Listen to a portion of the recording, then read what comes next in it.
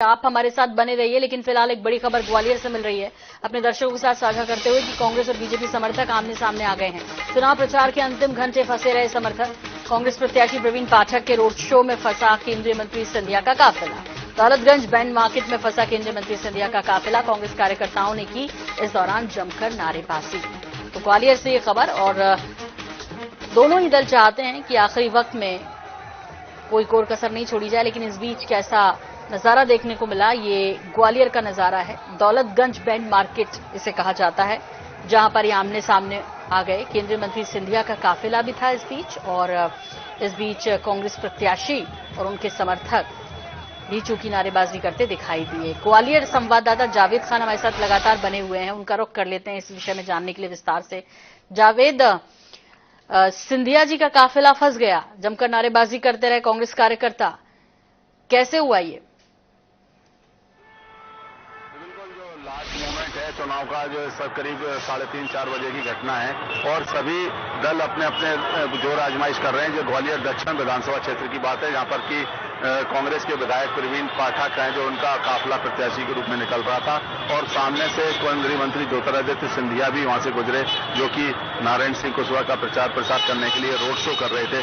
और चूंकि ये घटना जो है गुजरात में बैंड मार्केट है, बहुत कंजेस्टेड बाजार है, और वहां से आमने सामने हो रहे थे, तो बिल्कुल आमने सामने की स्थिति हो गई। दोनों के वाहन और जो समर्थकों के वाहन आमने सामने आ गए, और कांग्रेस के प्रत्याशी भी उसमें जमकर नारेबाजी करने लगे और उनको लौट जाने के लिए बाध्य करने लगे। इसी तरह जब पुलिस प्रशासन भी वहां पर पहुंचा, कोतवाली थाना क्षेत्र का मामला है, तो पुलिस ने सिंधिया के काफिले को दूसरी तरफ डाइवर्ट किया, जहां से कि वो सराफा बाजार के लिए रवाना हो गए। यानी एक टकराट की स्थिति बची, लेकिन प्रत्याशी तो आमने सामने नहीं आए, लेकिन जो समर्थक थे उन्होंने एक दूसरे के खिलाफ जमकर नारेबाजी की। शायद ये मौका था आमने सामने अपनी शक्ति प्रदर्शन करने का और अपनी ताकत को दिखाने का। लेकिन रोड शो के माध्यम से जो आमने सामने की जो घटना और जो टकराट की स्थिति थी कार्यकर्ताओं के बीच में देखी, हालांकि बीच में पुलिस बल भी आया और पुलिस ने उस मामले को रोड को डाइवर्ट किया और जो ट्रैफिक था उसको डाइवर्ट किया। इस तरह से एक कोई घटना दुर्घटना जैसी स्थिति नहीं हुई, लेकिन नारेबाजी और उत्तेजना के कारण एक माहौल जो तनावपूर्ण हुआ, और जो आसपास के निवासी थे और वहां से बाजार से गुजरने वाले लोग थे, उनको इस व्यवधान का सामना करना पड़ा। जी बिल्कुल जावेद, तो ग्वालियर में ये नजारा देखने को मिला, जहां की वस्तु स्थिति से हमें अवगत करा रहे थे जावेद खान, हमारे सहयोगी। आपको बता दें कि अब चुनाव प्रचार में कुछ ही मिनटों का वक्त शेष है, ऐसे में दोनों ही पार्टियां अपना जोर आजमाइश कर रही हैं। और साथ ही साथ जावेद, आपसे ये भी जानना चाहेंगे, अब बात कर लेते हैं कि व्यवस्थाएं कैसी हैं, क्योंकि आप भी बता रहे हैं केंद्रीय मंत्री भी यहां से हैं। ऐसे में प्रत्याशियों के साथ साथ अब जो चुनाव आयोग की व्यवस्थाएं हैं, निर्वाचन आयोग की जो व्यवस्थाएं हैं, वहां चुनाव शांतिपूर्ण ढंग से सुनिश्चित करने के लिए वो किस तरह की नजर आ रही हैं?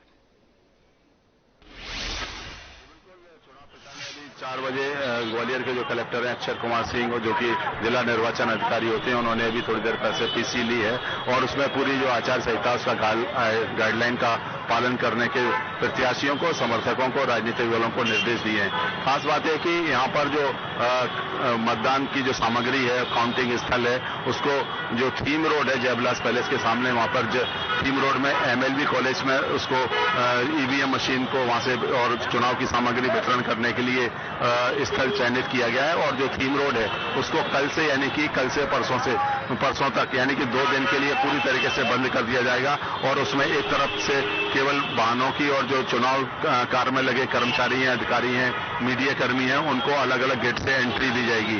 और उस रोड पर केवल सामान्य रूप से जो यातायात होता है, परिवहन संचालित होता है, उसको बंद कर दिया जाएगा।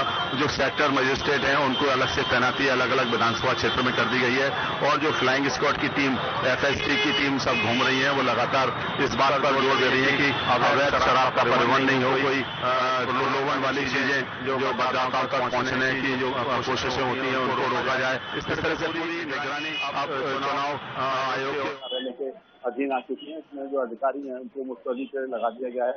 सबको सेक्टर मजिस्ट्रेट को एरिया वाइज डेप्यूट कर दिया गया है, और जो चुनाव के दस्ते हैं वो अलग अलग क्षेत्र में रवाना कर दिए गए। इस तरह से जो वहाँ की काउंटिंग की व्यवस्था के लिए भी, क्योंकि बताना चाहूंगा MLB कॉलेज परिसर है, उसका अधिग्रहण किया गया है और उसमें पूरी तरीके से जो मतदान की सामग्री वितरण से लेकर और पेटियां वापस आने तक 17 तारीख को जब पेटियां वापस आएंगी तो वहाँ पर पूरे माकूल इंतजाम और सुरक्षा की व्यवस्था की गई है।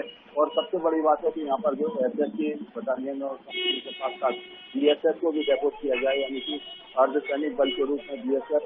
और जो ग्वालियर के जो 1600 करीब मतदान केंद्र है उसमें 276 अति संवेदनशील जो मतदान केंद्र हैं उनको अलग से चिन्हित किया गया है। वहाँ पर BSF के साथ साथ SAF की जो जवान है उनको तैनात किया गया है और एक एक क्षेत्र में 5-5 BSF के जवान तैनात किए गए ताकि कोई भी किसी तरह की अपनी घटना नहीं घटे। ठीक है, बहुत बहुत शुक्रिया जावेद इस तमाम जानकारी के लिए। आप